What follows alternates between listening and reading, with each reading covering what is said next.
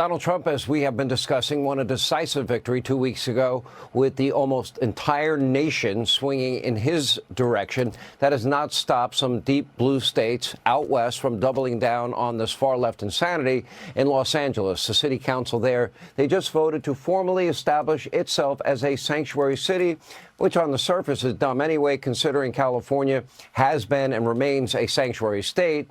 It is estimated that up to 1 million illegal immigrants live in Los Angeles County.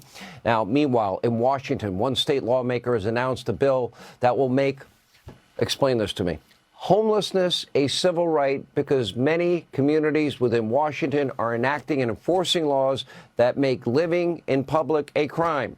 Now, we did reach out to the author of this bill for comment, and we were told that she declined to offer any further response. Wonder why? Here with reaction, Fox News contributor Katie Pavlich. America's next, and this is a great choice of President Trump, the next ambassador to Israel. There's been no stronger supporter over the decades than Mike Huckabee.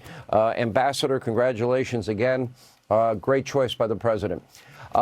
Katie, let's start with the homelessness side of this first. What does that mean? You're going to allow every city to become like San Francisco? I mean, you're going to have people, shooting up in the streets, defecating in the streets, urinating in the streets, and we're going to codify that into law? Well, Sean, you always have to ask the question, who is benefiting from this policy? Because it certainly isn't the people in these states who have, even in California, every single county just voted in the recent election for harsher penalties on criminals. And when it comes to the homeless problem, California has spent billions of dollars on this issue, and homelessness has gotten worse. And the question is, well, why? Because they're feeding the homeless industrial complex and the corruption that comes with these charity groups that then benefit their favorite politicians who want to remain in office and power. And the cycle continues to go on. And the people who suffer are the voters who have roundly rejected these pro-crime, pro-disorder, pro-people in the streets shooting up, causing problems in the neighborhoods, or businesses are having to flee. And you're seeing the voters rejecting it, but the people in power continue to say, we're in charge, we don't care what you have to say. An example of that, as you had noted in the opening, is the Los Angeles County deciding they're going to be a sanctuary city when just in this election, George Gascon, a far-left prosecutor, lost his seat to an independent prosecutor who wants to be tough on crime. And of course, criminal, illegal alien crime is a huge component of why voters have rejected this ideology. And the left just continues to try and change the culture and feed their own corruption with all of the money that comes with feeding the crime problem.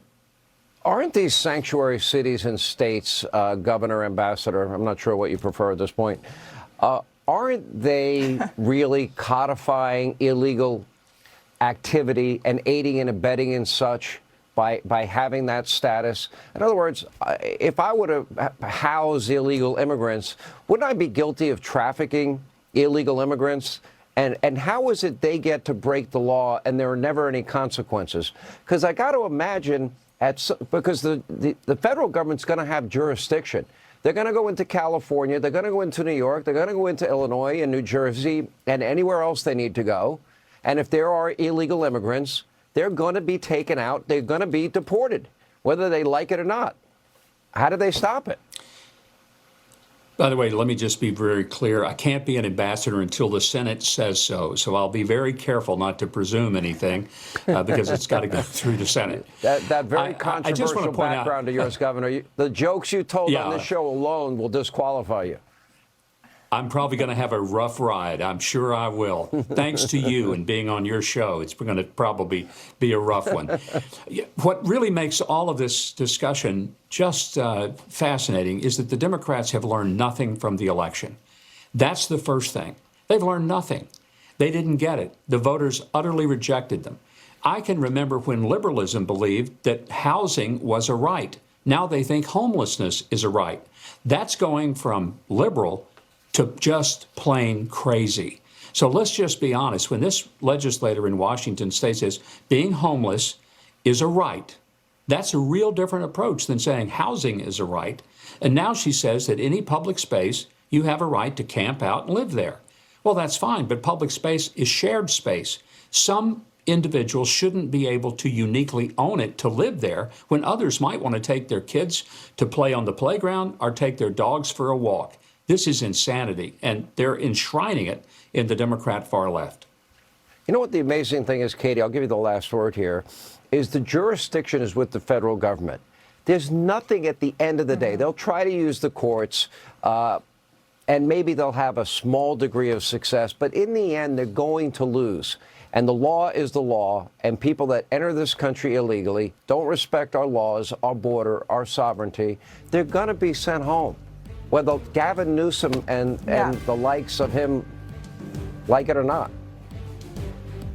Yeah, well, generally, the left has been trying to change the culture where we villainize Marines like Daniel Penny and uphold violent criminals like the man that he saved everybody else from on that subway in New York City. But in terms of what's going to happen here with Immigration and Customs Enforcement going in, they're going to go in and they're going to get out the bad people who are assaulting Americans, who are taking over apartment buildings, who are foreign entities, gangs. They're serious about it, and we should pray for the agents who are willing to do that because it's going to get dangerous for them.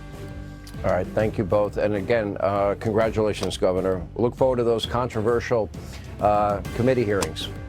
We'll see, confirmation hearings. When we come back, by the way, happy birthday, Joe. Your president is 82 today, clearly showing his age. Some are even calling for Joe to step aside and let Kamala take over until Trump is inaugurated. We'll explain that straight ahead.